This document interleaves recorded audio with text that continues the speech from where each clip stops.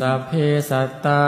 สัตว์ทั้งหลายที่เป็นเพื่อนทุกข์เกิดแก่เจ็บตายด้วยกันทั้งหมดทั้งสิ้นอาเวราหนตุจงเป็นสุขเถิดอย่าได้มีเวรแก่กันและกันเลยสัพเพสัตตาสัตว์ทั้งหลายที่เป็นเพื่อนทุกข์เกิดแก่เจ็บตายด้วยกันทั้งหมดทั้งสิ้นอาภัยยาปัชชาหนตุจงเป็นสุขเถิดอย่าได้เบียดเบียนซึ่งกันและกันเลยสัพเพสัตตาสัตว์ทั้งหลายที่เป็นเพื่อนทุกข์เกิดแก่เจ็บตายด้วยกันทั้งหมดทั้งสิ้นอานิฆาหนตุจงเป็นสุข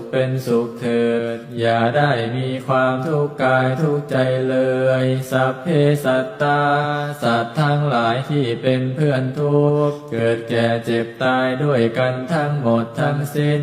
สุขีอัตตานังปริหารันตัวจงมีความสุขกายสุขใจให้รักษาตนพ้นจากทุกภัยทั้งสิ้นเถิดท่านทั้งหลายที่ท่านได้ทุกข์ขอให้ท่านมีความสุขท่านทั้งหลายที่ท่านได้สุขขอให้มีความสุขยิ่งขึ้นไปสัพเพสัตตา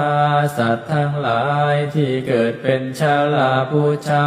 ที่เกิดเป็นนันทชาที่เกิดเป็นสังเสทชาที่เกิดเป็นโนปาติกาจงมารับเอากุศลผลบุญให้ทั่ว